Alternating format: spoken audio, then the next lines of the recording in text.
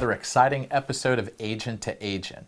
I'm Tim Brooks at Real Tim Brooks on Twitter. And I'm Dan Schabowski at Dan Schabowski on Twitter. And you are on GrantCardonetv.com. Now, when we first started this series, we promised everybody we were going to show them how they were going to actually be able to net $1 million and extract themselves from the business. And this episode is really going to build on the systems and things like that we focused on last time. Now it's all about implementing those systems to send yourself to that ultimate goal. Now let's talk about how to actually produce the kind of numbers that are going to net you over $1 million a year with the goal of extracting yourself. Now, what do I mean by extracting yourself from the business? And I think that's one of the coolest topics that most people don't focus on in the beginning when they start with real estate, because building any great business, you should eventually be able to have it run without you there for every single day-to-day function that's needed to run a successful business. Yeah, with the business still running, whether you are there or not. Successfully, that's right. And in this case, it's with the goal of you not being there. And we'll go into what that actually looks like here in a minute. Now, I want to show you something here. And as you see the graphic, you can see the three essential critical skills that you're going to need to learn and master to make this actually work. 1, sales skills.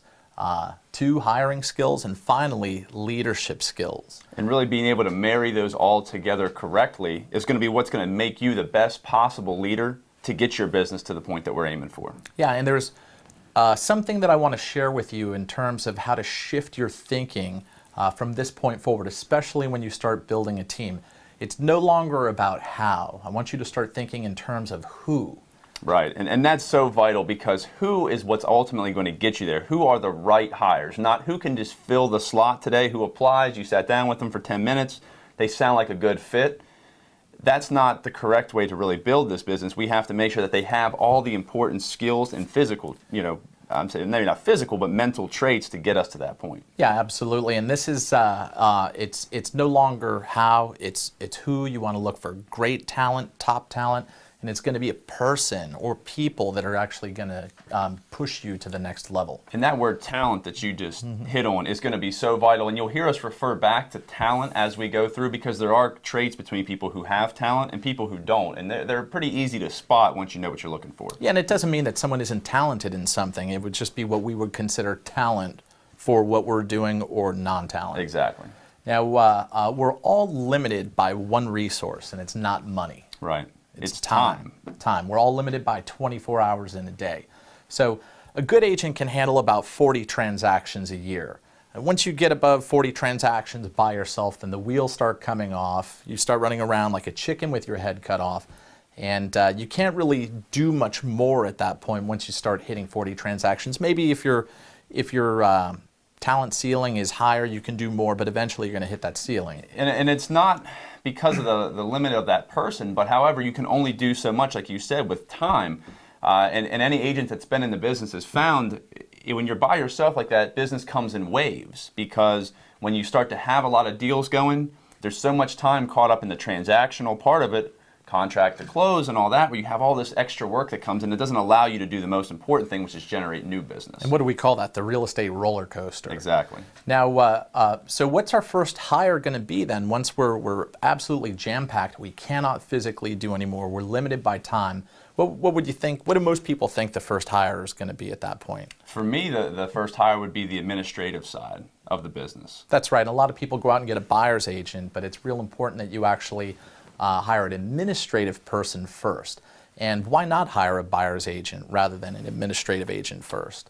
Well, I think one of the main reasons is that administrative person is going to help coordinate all these transactions to the end and handle things that are going to fit their personality that may not be the same personality trait that makes you a successful salesperson.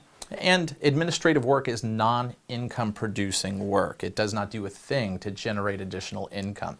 So you want to actually hire somebody to do the non-income producing work, so you can spend all that time you were spending doing the administrative work producing income. You'll be able to generate twice as much volume once you have someone, once you free up half of your time. All that time, absolutely. Yeah, and so again, that's how you completely smooth out the real estate roller coaster at that point, because before, when you're working by yourself, you bring in a bunch of business, then you stop prospecting for new business because you're handling all the paperwork. So then what happens once those all close? you're left with an empty pipeline again, which is really the biggest problem and why that roller coaster is created. And kind of going back to your point, focus on the things that are generating income. That should be your job as you're building this team, where you have somebody else who's very talented in their area as well, who can handle all the other things that are not income producing. Now that production has doubled, so you're up to say 60 to 80 transactions, what's going to happen again? The administrative work is really going to pile up, and no matter how talented an executive assistant is, they're eventually going to get overwhelmed also. So what is our next hire? At that point, you want to look for someone who's going to coordinate all your transactions from contract to close. So we're actually going to get additional administrative help at that point. It's in the same field as the administrative area, just focusing on a different part of it. Yeah. And I just want to touch on something here real quick. This is the part that actually hiring your executive assistant or your admin help is where a lot of people really get hung up. They freeze. Fear paralyzes them, fear of that salary or moving forward. And this is what stops a lot of people. And you really have to push through that fear, bring them in, and you're not at risk for $50,000 a year. You're really at risk for only a couple of months. And your volume should be increasing during that time period. Because it's very difficult to look at maybe whatever consistent level you were producing, but if you're going to grow, you have to push through that ceiling with the fear, as you spoke about, which is going to be adding those key hires. Yeah, and we're going to be covering hiring and finding talent in a future episode. We want you to stay with us for the next segment. We'll be right back.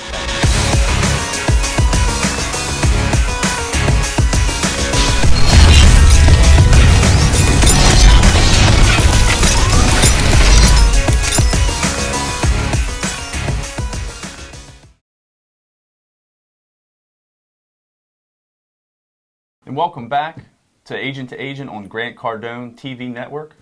I'm Dan Schabowski at Dan Schabowski on Twitter. And I'm Tim Brooks at Real Tim Brooks on Twitter. The next segment that we're going to get into is preparing yourself to launch this team. That's right, because now we're at, okay, between 60 and 80 transactions. We have you as the main agent, your executive assistant. They themselves have a transaction coordinator helping them. So the administrative side of the business is humming, but you as the agent are still limited by 24 hours a day, and you're still going crazy because now you're doing 80 transactions, which is great for you, but not so much for, say, your personal life. Right. And again, we're limited by 24 hours in the day, and you're going to, again, hit a natural... You're going to hit those ceilings, which are going to stop your production because, as you're saying there, only 24 hours a day, we can only do so much because we still have to deliver a high level of service to our clients, because ultimately that still is our goal, is delivering that high level of service. And so at this point here, you have all of your lead generation, you've got that down, your lead genning every day. You've got your lead sources down, so you've got plenty of listings, plenty of buyers, and you're overwhelmed at this point. And when you say lead sources, you're talking about expired listings, possible ways to find new clients, things like that, for sale by owners, so many different aspects, but that's what we mean when we're talking about buyer lead sources. Yeah, however you're picking them up, or let's say you're going through your own database, whatever it is you're doing to generate leads. But you've got all of that wired, you've got it down, you're flush with business, but you're now still limited on time. So now it's time to get some sales leverage. Finally, you can start leveraging out some of what you're doing. And there are two sides to your sales business: the sales, the listing side, and the buyer side. So which side do you think we should leverage out first? And really the goal here should be to leverage the buyer side first, and we're going to talk about why, because there's two main reasons that we want to leverage that buyer side first. And the main reason is because buyers will require more times than listing. That's the first thing that there is. The second being that, a listing really creates more leverage, because one listing is almost like doubling up, because you're going to get buyer calls from the signs and things like that. Yeah, if properly marketed, then you should be, not only are you going to sell the listing itself, but you should be able to pick up at least one buyer off of that listing. So it's like a 2-for-1. So there's just leverage with listings. Now also with buyers, a good buyer's agent, or just a good agent in general, should be able to handle about 4 buyers simultaneously, all at the same time. And why is that? How much time are we spending on a buyer as opposed to a seller? It's going to be definitely at least double to triple the amount of time that you're spending with that buyer, and that's why you can't handle 10 buyers by yourself at the same time successfully. You can't be showing 10 different clients homes in the same day or the same week, can Right. you? Again, back to that time limit of 24 hours in a day. Yeah, and so generally it's about 4 at a time is what you can handle, although how many listings can you handle at any given time? You can handle as many as possible. As many as you can carry, you can handle those. Right. Because you go to the listing appointment, you take the listing, and that's it. Then you market it, and you let somebody else, a buyer's agent, sell it. Bring it to it, because we've built those systems in to make sure that your marketing and your preparation of that property is going to be successful, so you've already covered that aspect of your business. Yeah. So now that's why we want to choose a buyer's agent first as your first sales side piece of leverage. And there are 2 options that you actually have with the buyer side. You can actually bring on a buyer's agent themselves and let them handle all of the buyer side of your business. They'll be responsible for showing the properties, picking up the clients, negotiating contracts, everything on the buyer side. Right. Or they own that side of the business. Or the other option is you can pick up what's called a showing assistant instead. And the showing assistant's job is simply to go open doors, show clients the properties, lock them on a house, but you still handle everything else. Right. So they're doing the day-to-day work of that. You're still qualifying the client. You're still doing the majority of you're doing all the negotiating and things like that with the property. Yeah. So the benefits of that, we'll go through what the compensation of each is. Let's say you bring in a lead buyer specialist or a buyer specialist for yourself. Generally, the compensation for them is going to be about 50% of the gross commission. Now, a showing assistant, on the other hand, is going to be about 25%. So that would be the benefit of you as the lead agent using 1 or 2 showing assistants so you can show multiple properties, and instead of carrying 4 active buyer clients at a time, you can carry 8, right, 12.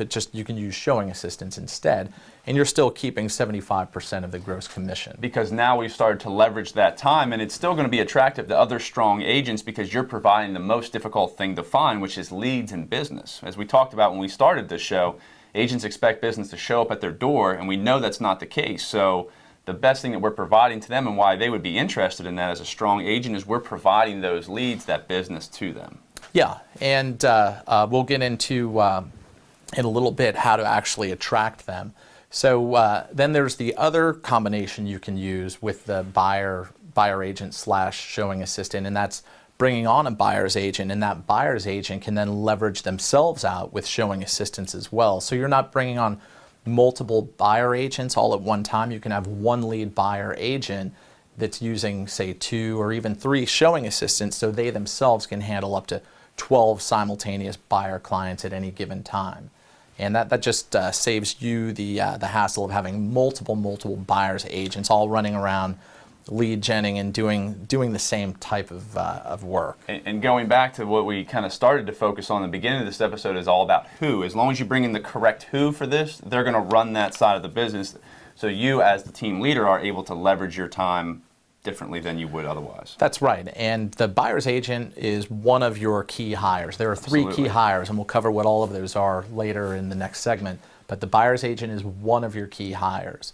So it's important to that you make sure that they are talented, that they do fit the right profile as a buyer agent. Right. And at that point there, you have freed up half of your time again, because the buyers were probably taking up the majority of your time. You're out in the field, you're opening doors, and again, that isn't income generating activity because you've already picked up the client. Now you're just trying to lock them onto a property. Right. And now your time can again go back to being focused on that positive, income generating activity of generating more and more leads. What's going to happen then, because probably, and you remember how this is too, when you're running around with a lot of buyer clients, you're trying to lead generate, you're time blocking that.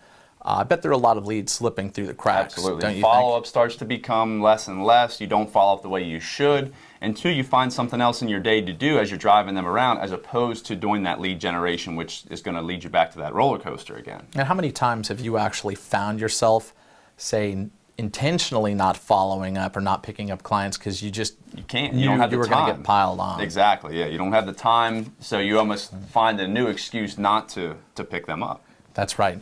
And stay with us. Join us in the next segment where we're actually going to really get into the fun stuff of how to actually turn it into a business where you're going to extract yourself.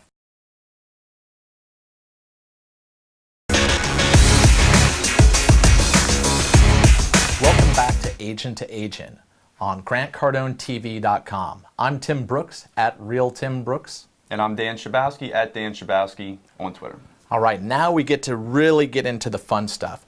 This is where things are really going to start getting exciting for you and your business. And this is where it stops becoming or feeling like a job that you own and much more like an actual business. That's right. And you find so many times you hear agents say there's no such thing as they can never go on a vacation, they can never leave, they can never extract themselves from the business because they are the business, which means you are at a job as opposed to running a business which should run successful without you. Yeah, and up until now, you've been going on all of your own listing appointments, you've been doing all of your own lead generation, and I'm actually going to cover an alternate to doing your own lead generation here in a minute.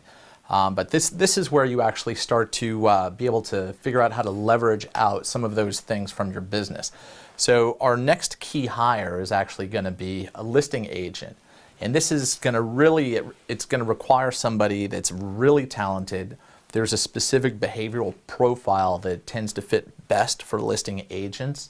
You're going to have a good 100-day training program for them, and usually it's going to be an experienced agent. Right. A lot of times it's not a new agent who's just started in that area. They've had experience with the business. You're just going to provide a lot of value to them to increase their ability to do their job. But like you said, I think one of the most important things here is to find someone with the correct behavioral patterns and the things that are going to motivate them to be successful. Yeah, and under the traditional model, the listing agent actually did the prospecting, say phone prospecting, calling for expireds, FSBOs, probate leads, circle prospecting around sold listings, that sort of thing. However, we use an alternate method from that. We've deviated from the old traditional model, and we're using something called inside sales associates. And I think that, to me, is one of the most exciting aspects of building this team, because I think for us, that's really where we found the steady incline start to happen, was when basically what we've done is we've taken that time to prospect that would be spent by the agents who should be in the field generating income and transferred that to somebody who's very, very good on the phone to produce those new leads. This is also where it became scalable. Right. It's scalable to whatever degree you want, and you're only limited by the level of talent that you're hiring and the number that you're able to bring on. The inside sales associate's sole function is to call expired listings, old expireds, FSBOs, again, prospecting around sold listings, probate leads, whatever lead sources you can contact by phone. That's what they do. And it's so important as you're building this team, as we've talked about so far with the executive assistant, the buyer's agent, the listing agent, and the inside sales associates, we're not ranking them in terms of importance as one not being as important as the other. They are all the engine that drive this team. So every hire is a very valuable hire. It's not employee boss on a pyramid scale like that. Yeah, and we're going to cover that next week when we go over leadership and vision. Now, an inside sales associate should be able to contact at least 500 people a day each. And that sounds like a crazy number when you first say that, because if you've done your own prospecting already, you've maybe never made 500 calls in a day. But it's very, very easy to get that to happen every single day per person. And we're using triple line dialers, so we're able to go through massive lists and just chew through those lists to where 500 calls per day is very easy actually to accomplish. Sure. And if they stretched, if they really pushed it, they could probably reach 1,000 if they were really focused on what they were doing. Now, their job as the ISA is to simply set listing appointments for the listing specialist. That's it. Their job isn't to sell anyone, convert anyone. It's just to set an appointment. They don't even actually qualify the appointments. That's right. Yeah, their job is not to determine value, to be the agent, to answer agency questions, things like that. Like you said, simply to set the appointment. Right, and the number of listing appointments is in direct proportion to the number of ISAs that you actually have. So if you want to scale up the number of listings you have, you just scale up the number of ISAs. You're only limited to the number of leads and lead sources that you can give them. So that's actually the main thing for us to focus on, are always looking for additional lead sources. And the more we can find, the more ISAs we can put in there, the more listing appointments, and then okay, now we can expand outside of our area and we can go into neighboring areas and hire additional listing listing agents in those areas too, and that's how you can really expand and dominate an area. And that's where the scalable part that you talked about earlier comes from here, is we can scale, and again, we're not limited by any factor other than being able to provide leads to talented people to be able to prospect them. Yeah, and so let's say if we have 2 ISAs and we're only working one area, one listing agent may be appropriate, but Right. let's say we want to bring in 6 of them. Then you can scale your team and the volume you're doing. The sky's the limit at that point. And I think that, in my opinion, it's the ISAs that determine how big we can scale and the lead Absolutely. sources we give them. And going back to leveraging that 24 hours in a day, we've talked about that. And if we have one sales associate who can call 8 hours a day, 2 of them at 16 hours a day, we can prospect 16 hours a day, which an individual agent, there's no way you can do that. Yeah, and our model actually has the listing agent qualifying the lead that comes from the ISA. So let's say you get a lead, and what do you do with that lead when you get it? When I receive it from the ISAs, your job is to make sure that it is a valid appointment, one that you're going to convert into a listing. You've already figured out what are their objections, what were their past experiences like.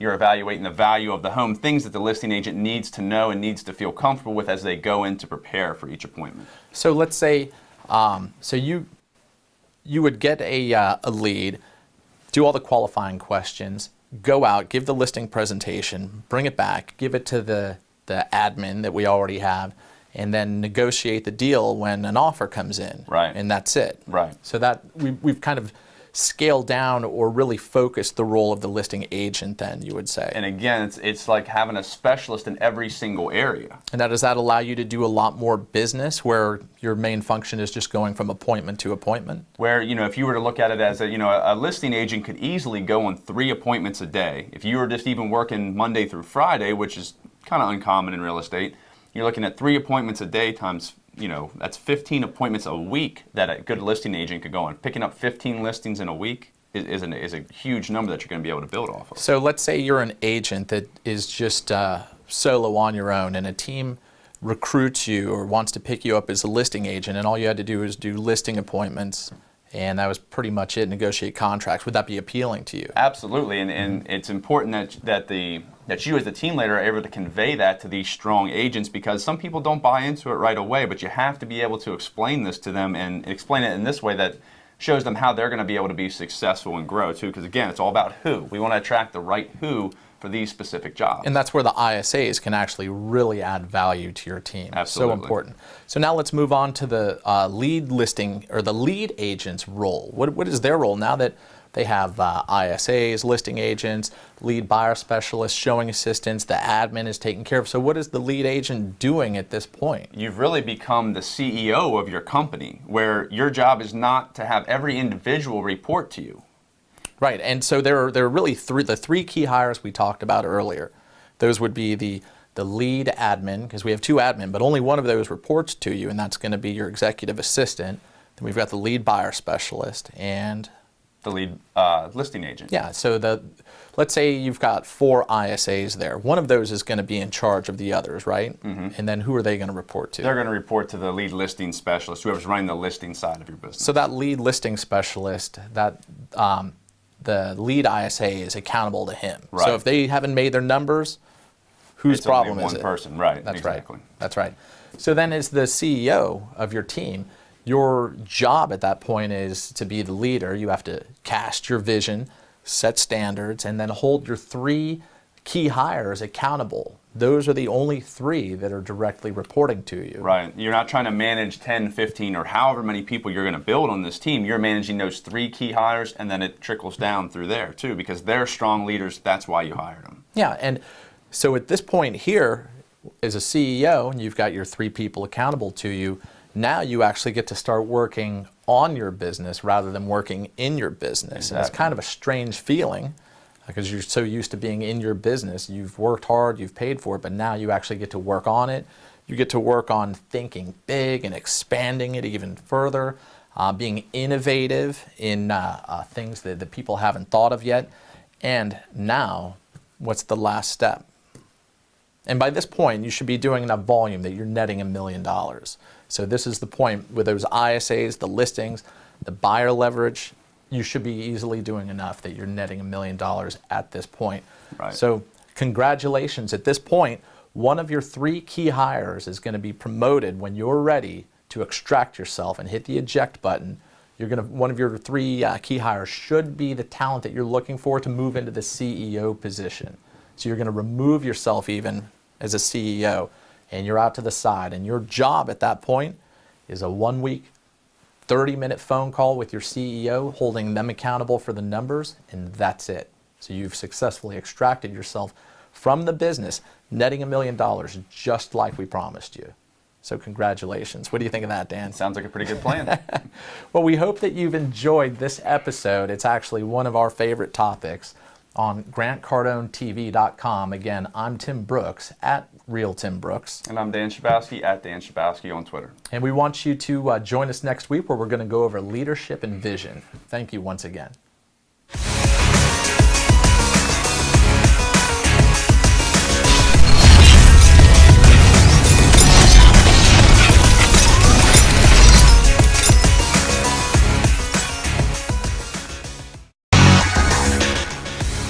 Agent to Agent is also available for download on iTunes and Stitcher.